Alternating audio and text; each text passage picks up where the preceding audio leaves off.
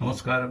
A pensioners diary എന്നുള്ള എൻ്റെ YouTube ചാനലിലേക്ക് ഏവർക്കും സ്വാഗതം.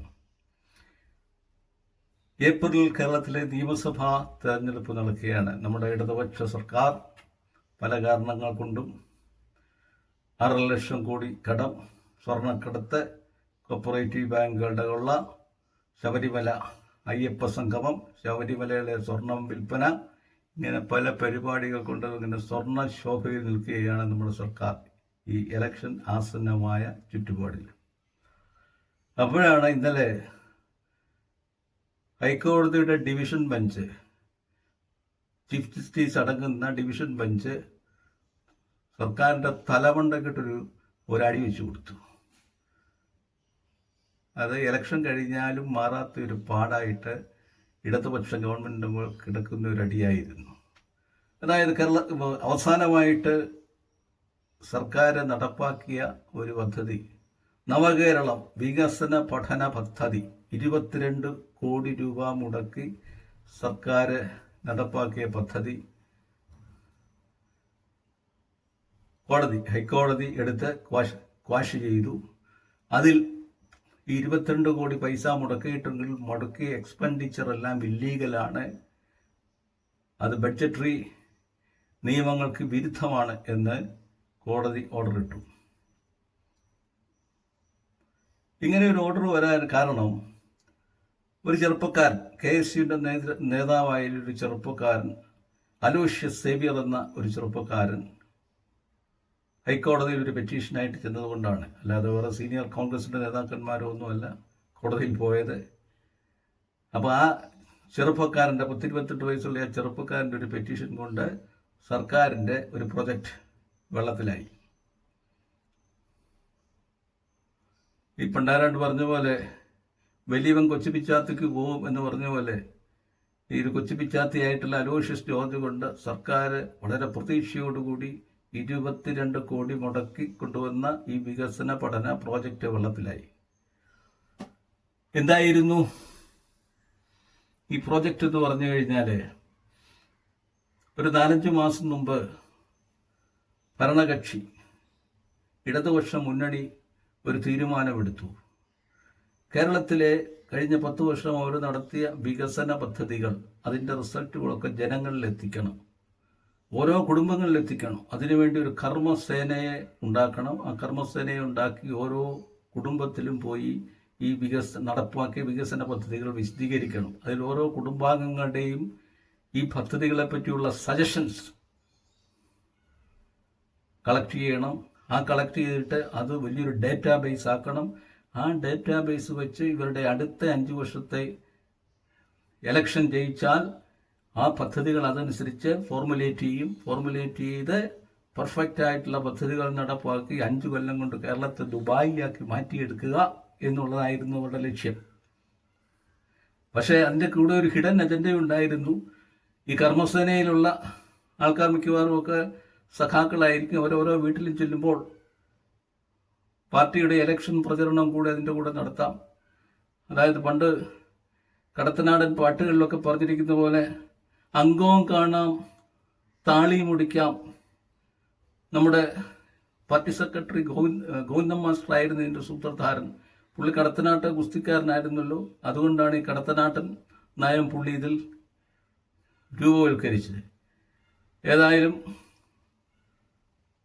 പദ്ധതി അങ്ങനെ തുടങ്ങി. കഴിഞ്ഞ നവംബർ മാസം 10-ാം തീയതിയാണ് ഇതിൻ്റെ ഗവൺമെൻറ് ഓർഡർ ഇഷ്യൂ ചെയ്ത് പബ്ലിക് റിലേഷൻസ് ഡിപ്പാർട്ട്മെൻറ്റിനെ ഇതിൻ്റെ നോഡൽ ഏജൻസി ആയിട്ട് ഗവൺമെൻറ് പ്രഖ്യാപിച്ചു. അവർക്ക് ഈ പദ്ധതി നടപ്പാക്കാൻ അവരെ ഓതറൈസ് ചെയ്തു. അവർക്ക് 22 കോടി രൂപയും അതിന് അനുവദിച്ചു. ആക്ച്വലി ഈ വികസന പദ്ധതികളെ പറ്റി അത് ഫോർമുലേറ്റ് ചെയ്യുക, അത് പ്ലാൻ ചെയ്യുക, ഇതെല്ലാം ചെയ്യേണ്ട ഡിപ്പാർട്ട്മെൻറ്റ് ഇവരല്ല. ഇവരതിൻ്റെ എക്സ്പേർട്സ് അല്ല. PRD അതിൻ്റെ എക്സ്പേർട്സ് അല്ല. അതിൻ്റെ experts planning and economic affairs ഡിപ്പാർട്ട്മെൻറ്റാണ്. അവരെ അറിയിക്കാതെ PRDയെ കൊണ്ട് ഈ പദ്ധതി നടപ്പാക്കാൻ ഗവൺമെൻറ് ഉത്തരവിട്ടു. 22 കോടി രൂപയും അതിനുവേണ്ടി അനുവദിച്ചു. അപ്പോൾ ഇതിനെതിരെയാണ് ഈ അലോഷി കോടതിയിൽ പോയത്. അലോഷിക്ക് വളരെ ശക്തമായ ഗ്രൗണ്ടുകൾ കോടതിയിൽ അവതരിപ്പിക്കാനുണ്ടായിരുന്നു. അലോഷിയുടെ ഫസ്റ്റ് ഗ്രൗണ്ട് എന്ന് പറയുന്നത് നവംബർ 10-നാണ് ക്യാബിനറ്റ് ഡിസിഷൻ കഴിഞ്ഞ് ഈ പദ്ധതിയെ പറ്റി ഗവൺമെന്റ് ഉത്തരവുണ്ടാകുന്നത്. അതിനായിട്ട് 40 ദിവസം മുമ്പ് സെപ്റ്റംബർ 25-ാം തീയതി party secretary, communist party secretary Govindan master കീഴ്ഘടകങ്ങൾക്ക് ഒരു കത്തെഴുതി ഇതുപോലെ ഒരു വികസന പഠന പദ്ധതി സർവേ സർക്കാർ നടത്താൻ പോവുകയാണ്. ആ പദ്ധതിയിലെ അനേകം കർമ്മസേനാംഗങ്ങൾ വേണം. അത് നമ്മുടെ സഖാക്കന്മാർ, DYFIക്കാരെല്ലാവരെയും ഇതിനു വേണ്ടി തയ്യാറെടുപ്പിക്കണം. അവർക്ക് 2 മാസത്തിന് അവരെ ഇതിലെല്ലാവരെയും റിക്രൂട്ട് ചെയ്യണം.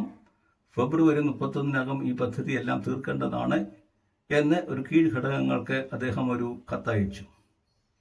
ഈ കത്ത് എങ്ങനെയോ അലോഷി സംഘടിപ്പിച്ചു. ഈ കത്തിൻ്റെ കോപ്പി അലോഷി സംഘടിപ്പിച്ചു.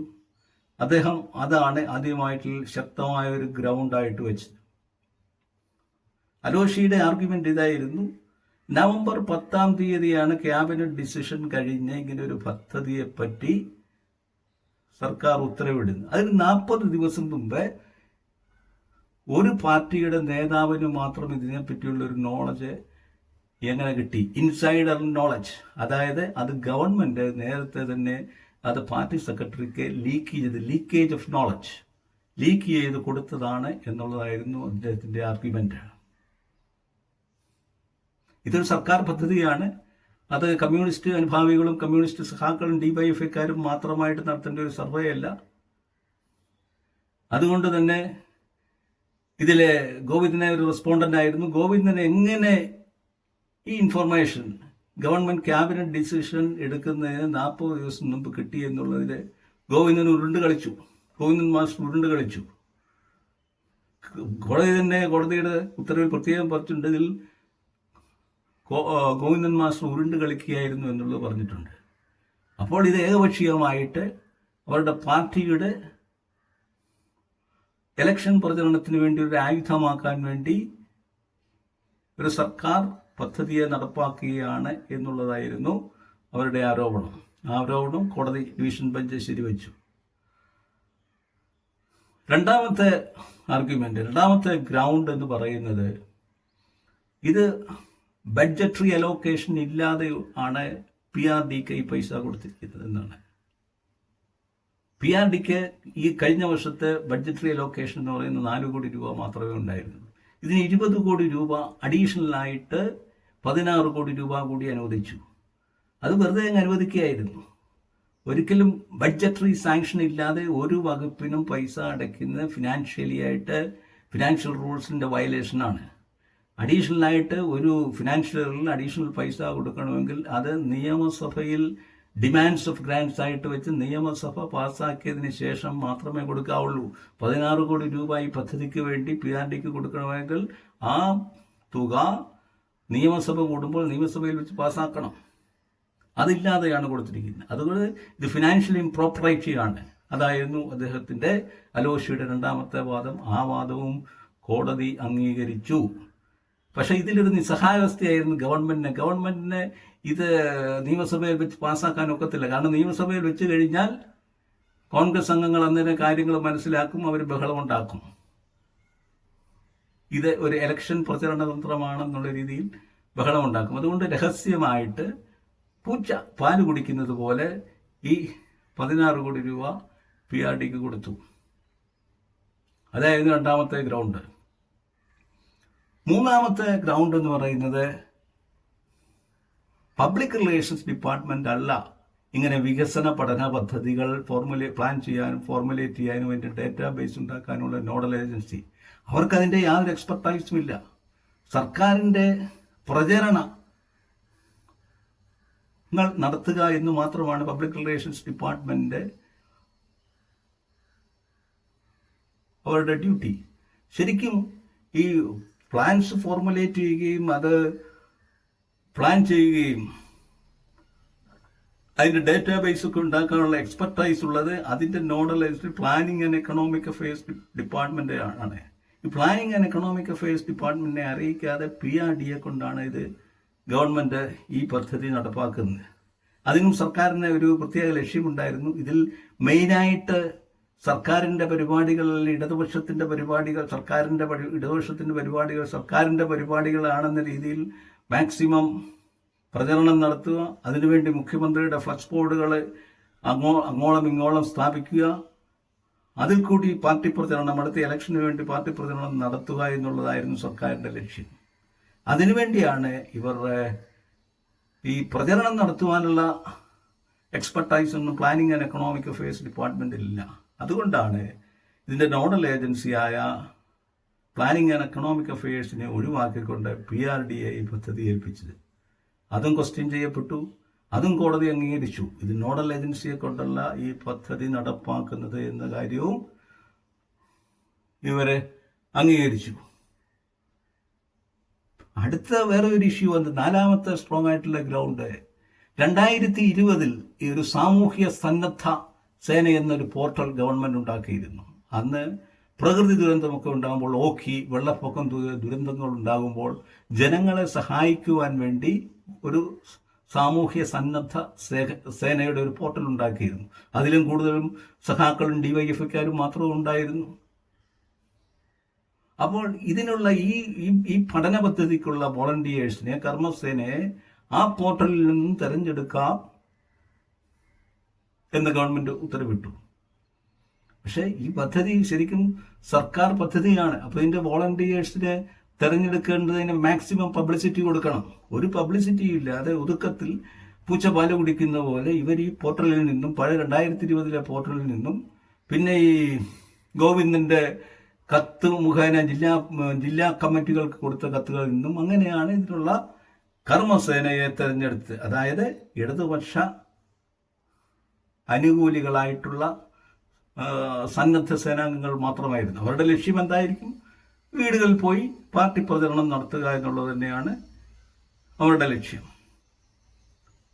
അതുമാത്രമല്ല, ഈ സാമൂഹ്യ ഡിസാസ്റ്റർ മാനേജ്മെന്റിന്റെ കേസിൽ ഉണ്ടാക്കിയ സാമൂഹ്യ സന്നദ്ധ സേനയിലെ ആൾക്കാർക്കൊന്നും ഈ ഡാറ്റാബേസ് ഉണ്ടാക്കാനും പ്ലാനുകൾ ഫോർമുലേറ്റ് ചെയ്യാനുള്ള ഒരു എക്സ്പെർട്ടൈസും ഇല്ല. അവരെ ഇതിൽ ഉപയോഗിക്കുന്നത് ബുദ്ധിശൂന്യമാണ്. അതും കോടതി ഗൗരവമായിട്ടെടുത്തു. അപ്പോൾ ഈ 4 ഗ്രൗണ്ട്സ് പറഞ്ഞുകൊണ്ട് അലോഷി സ്ഥാപിക്കുവാൻ ശ്രമിച്ചത് സർക്കാരിനെ അടുത്ത ആസന്നമായിട്ടുള്ള പഞ്ചായത്ത് ഇലക്ഷനിൽ പ്രചരണത്തിന് വേണ്ടി ഉണ്ടാക്കിയ ഒരു സ്കീമാണ്. ആ സ്കീമിനെ ഒരു സർക്കാർ പദ്ധതിയുടെ മേലങ്കിടിച്ചുകൊണ്ട് 20 കോടി രൂപ അതിനായിട്ട് സർക്കാർ മുടക്കുന്നു, അനധികൃതമായിട്ട് മുടക്കുന്നു. സർക്കാരിൻ്റെ ഒരേ ഒരു ലക്ഷ്യം എന്ന് പറയുന്നത് ആ ഭരണപക്ഷ പാർട്ടി, ആ പാർട്ടിയുടെ രാഷ്ട്രീയ ലക്ഷ്യങ്ങൾ ഈ ഇലക്ഷനിൽ നേടാൻ വേണ്ടി ഈ പൈസ, സർക്കാർ ഫണ്ട് ദുരുപയോഗം ചെയ്യുക. അതുകൊണ്ട് ഈ പദ്ധതി നടപ്പാക്കുന്നത് തടയണം എന്നാണ് അലോഷി ഹൈക്കോടതിയിൽ ആവശ്യപ്പെട്ടത്. കോടതി അലോഷി പറഞ്ഞ ഗ്രൗണ്ട്സ് എല്ലാം അതുപോലെ അംഗീകരിച്ചു. ഇതിലെ സന്നദ്ധ സേനാംഗങ്ങളെ തിരഞ്ഞെടുക്കേണ്ട രീതി ഇതല്ല, ഗോവിന്ദന്റെ ലെറ്റർ അനുസരിച്ചല്ല, പഴയ പോർട്ടലിൽ നിന്നല്ല. അത് വൈഡ് പബ്ലിസിറ്റി കൊടുത്താണ് ആൾക്കാരെ തിരഞ്ഞെടുക്കേണ്ടത് എന്നത് കോടതി അംഗീകരിച്ചു. അതുപോലെ ഇത് വലിയൊരു ഫിനാൻഷ്യൽ ഇംപ്രോപ്പറേറ്റിയാണ്. ബഡ്ജറ്ററി അലോക്കേഷൻ ഇല്ലാതെ എമൗണ്ട് കൊടുത്തത് ശരിയല്ല. അതുമല്ല, ഗോവിന്ദൻ മാസ്റ്ററോട് നിങ്ങൾക്ക് എങ്ങനെയാണ് ഇതിൻ്റെ ഇൻഫർമേഷൻ ക്യാബിനറ്റ് ഡിസിഷൻ ആകുന്നതെന്ന് മുമ്പ് കിട്ടിയെന്ന് ചോദിച്ചാൽ ഗോവിന്ദൻ മാസ്റ്റർ ഉരുണ്ട് കളിക്കുകയായിരുന്നു എന്നാണ് കോടതി വിധിയിൽ പറഞ്ഞിരിക്കുന്നത്. സത്യം പറഞ്ഞാൽ ഗോവിന്ദൻ മാസ്റ്ററാണ് ഇതിൽ ഏറ്റവും മണ്ടംകളി കളിച്ചിരിക്കുന്നത്. ഇത് കാണുമ്പോഴേ എനിക്ക് ബാലകൃഷ്ണപിള്ള പണ്ട് കണ്ണൂര് ഇടതുപക്ഷ നേതാക്കന്മാരെ പറ്റി പറഞ്ഞൊരു കൊട്ടേഷൻ ഓർമ്മയുണ്ട്. എരുമയുടെ ശരീരവും കഴുതയുടെ ബുദ്ധിയുള്ളവരാണ് കണ്ണൂരെ നേതാക്കന്മാരെന്നാണ് ഏതാണ്ട് 10-20 വർഷം മുമ്പ് അദ്ദേഹം പറഞ്ഞതാണ്. അതിപ്പോഴും പ്രസക്തമാണെന്ന് തോന്നുന്നു. അപ്പോൾ നമ്മുടെ ഗോവിന്ദൻ മാസ്റ്ററുടെ കേസിൽ അങ്ങനെ എരുമയുടെ ശരീരമൊന്നുമില്ല. ബാക്കി എങ്ങനെയാണെന്ന് എനിക്കിട്ടും അറിയാൻ പറ്റ. ഏതായാലും ഇവരുടെ പല പ്രവൃത്തികളും, ഈ ഇടതുപക്ഷ കണ്ണൂർ ലോബികളുടെ പല പ്രവർത്തനങ്ങളും കാണുമ്പോഴേ ബാലകൃഷ്ണപിള്ള അന്ന് പറഞ്ഞ് എത്രയോ ശരിയാണെന്ന് തോന്നുന്നു. ഏതായാലും ഇതിൽ നമ്മൾ ഈ യുവ നേതാവ്, KSUവിൻ്റെ നേതാവ് അലോഷ്യസ് ഒരു കിടിലോൽക്കിടിലൻ നേതാവാണ്. നമുക്ക് ഇതിൽ അദ്ദേഹത്തിന് ഒരു കുതിരപ്പവൻ കൊടുക്കാം. അതേസമയം ഗോവിന്ദൻ മാസ്റ്റർക്കും മറ്റ് കമ്മ്യൂണിസ്റ്റ് നേതാക്കൾക്ക് നമുക്കൊരു 10 കഴുതപ്പോയിൻ വെച്ചും കൊടുക്കാം.